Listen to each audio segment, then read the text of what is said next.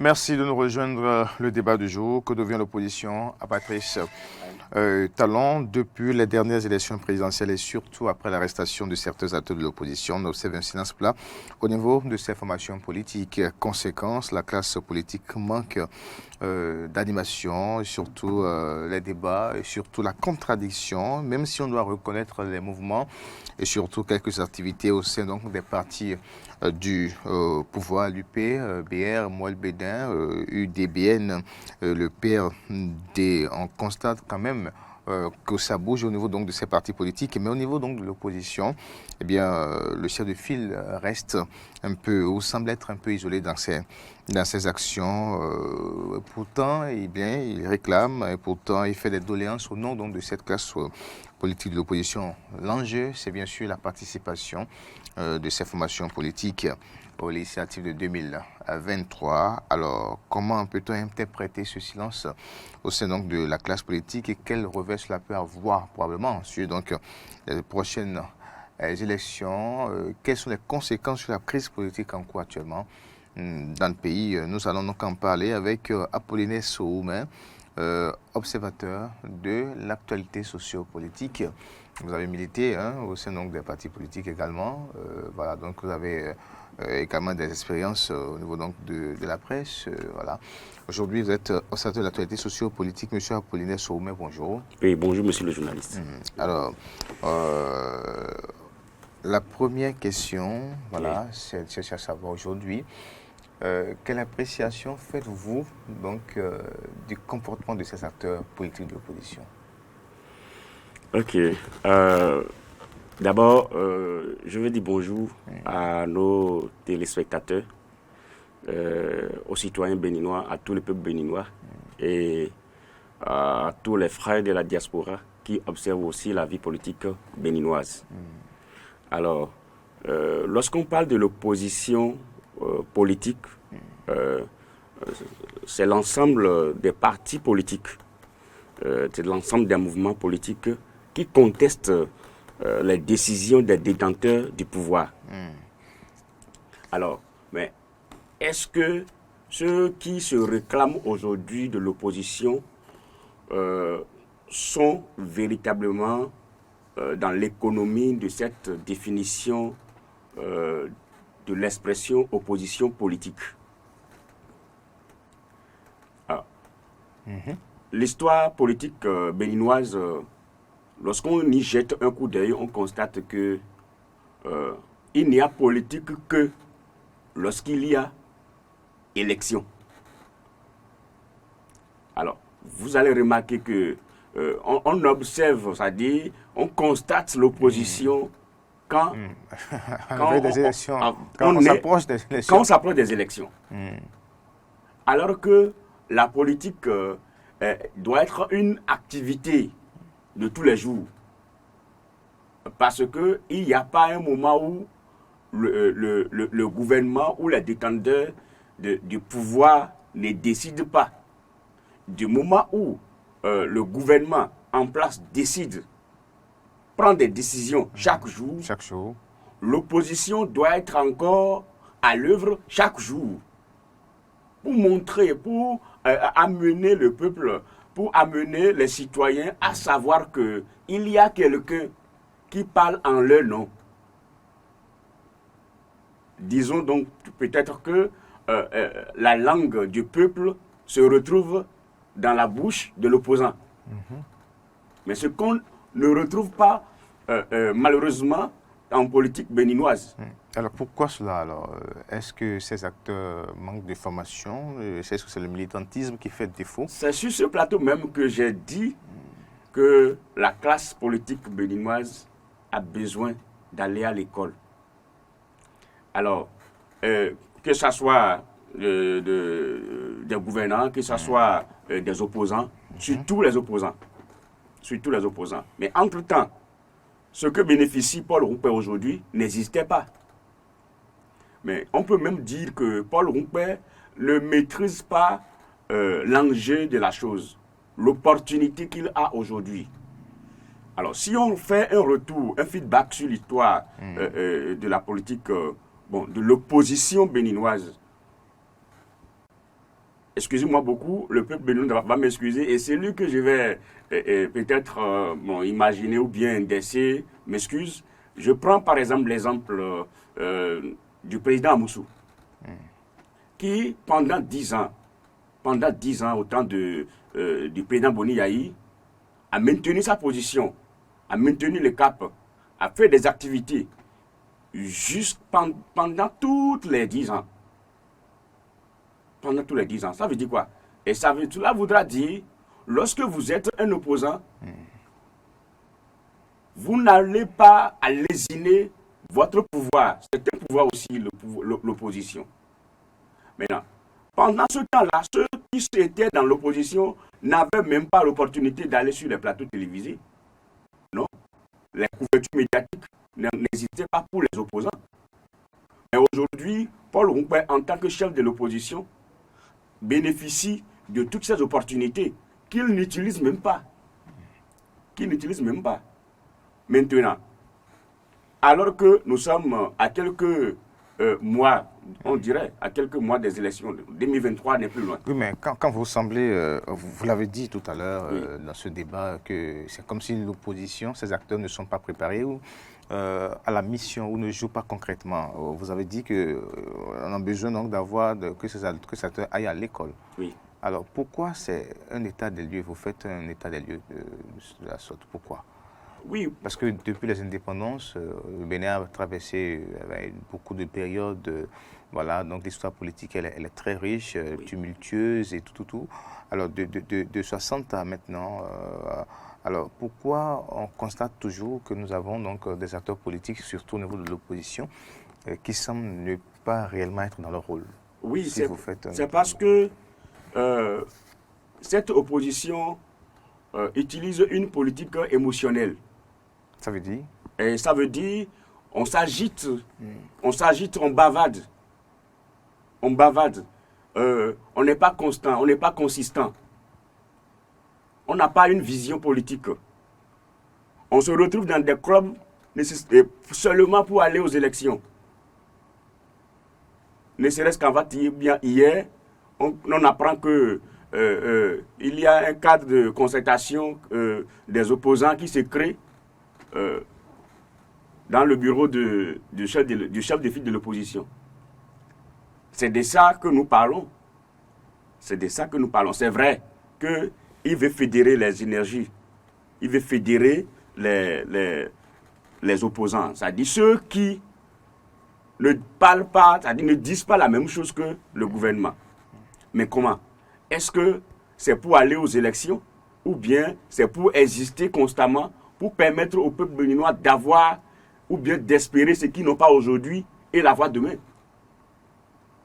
Les résultats, en fait, de l'activité d'opposition béninoise ne s'observent jamais. Ne s'observent jamais parce que il n'y a pas un programme. Quel est, en tant que chef de l'opposition, est-ce qu'il a un programme? Quel est son cahier de charges? Qu'est-ce qu'il fait exactement? Quels sont les sujets sur lesquels il se penche?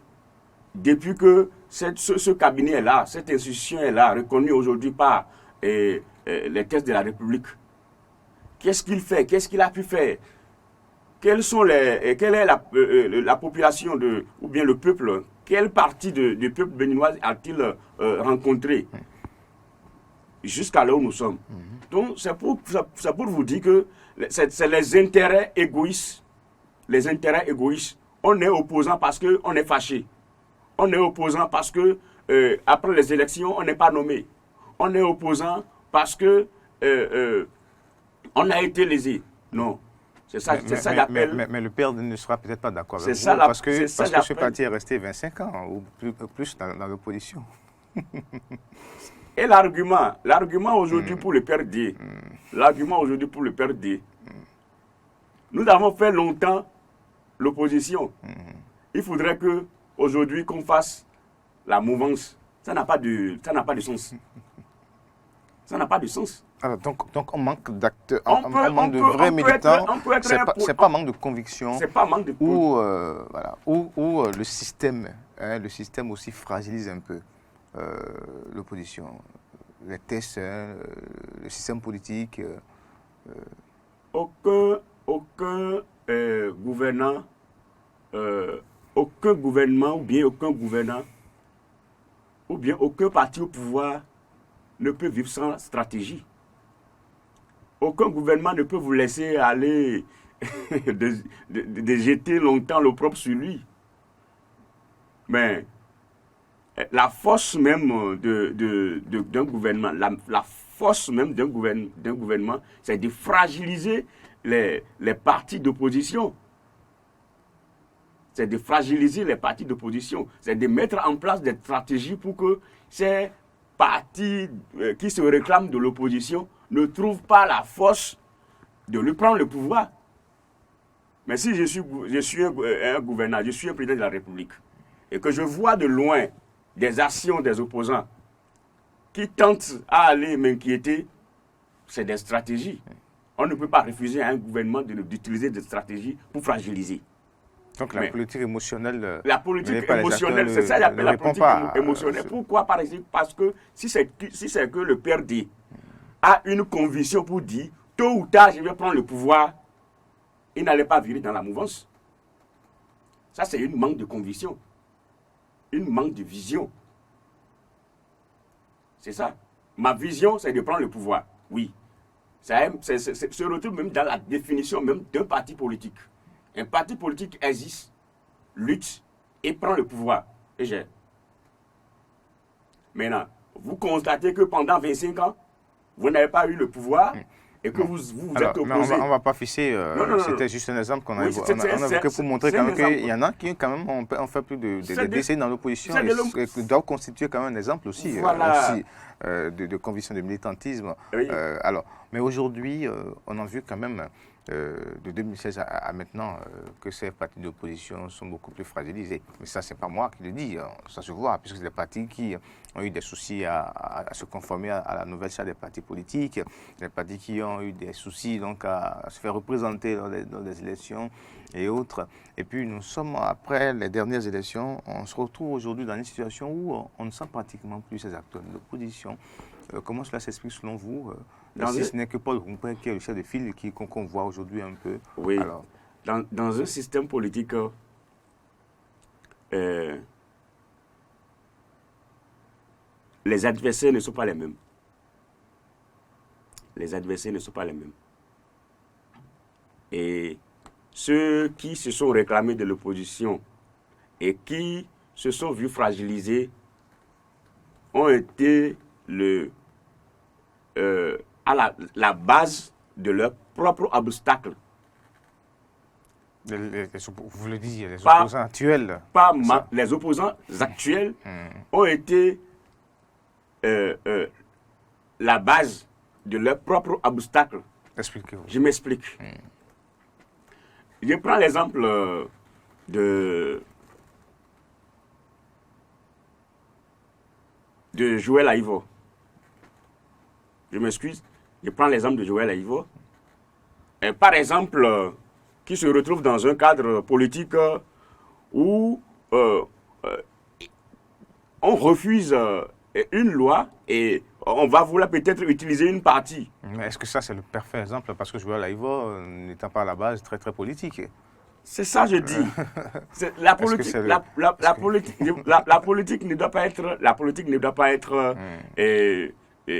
ça dit une occasion, ça dit on entre par raccourci en politique parce qu'il y a élection. Non. Parce que quoi? Ceux qui... Bon, je laisse ce côté-là.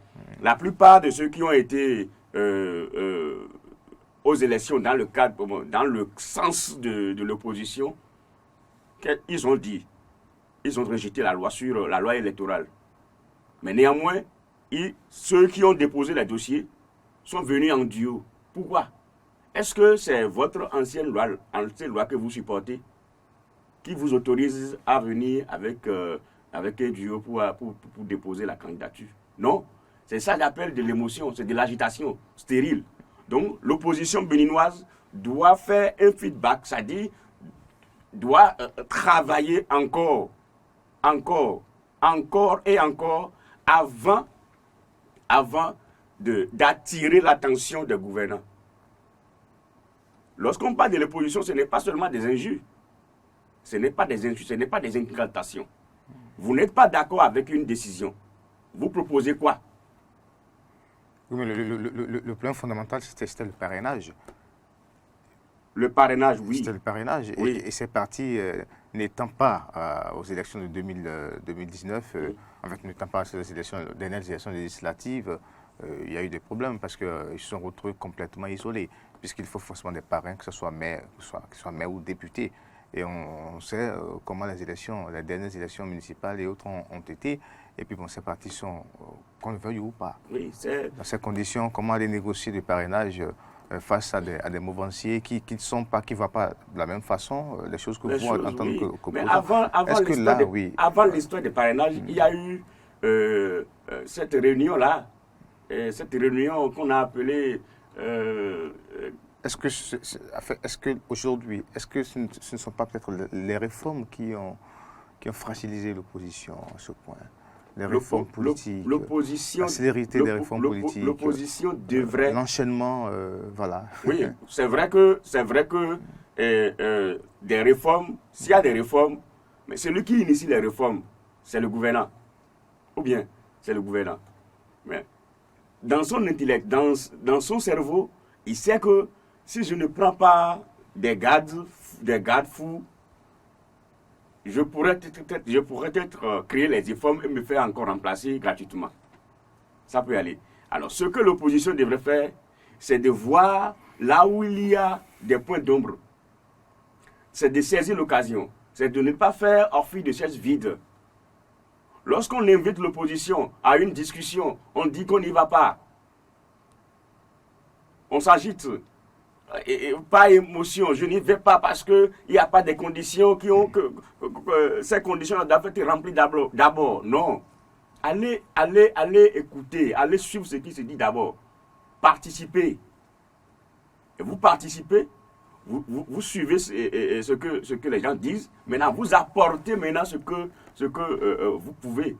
Maintenant, peut-être par argument, vous pouvez réussir à avoir le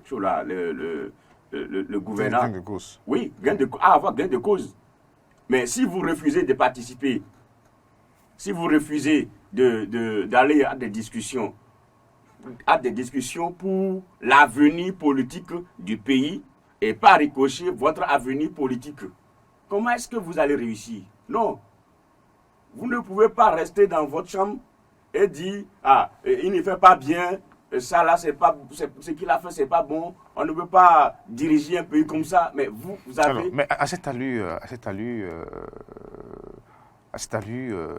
est-ce que la crise, on ne risque peut-être pas de s'enfoncer davantage dans la crise politique si ces acteurs se comportent toujours, observent toujours ce silence? Oui. Parce qu'il y a eu les derniers événements, rappelez-vous, les derniers événements avant les élections et puis également donc, l'arrestation de certains acteurs de l'opposition. Alors, à cette allure, qu'est-ce qui pourrait se passer bon, à cette allure, nous n'allons plus... Parce qu'il faut quand même réveiller cette classe. Oui, nous n'allons plus espérer des crises politiques.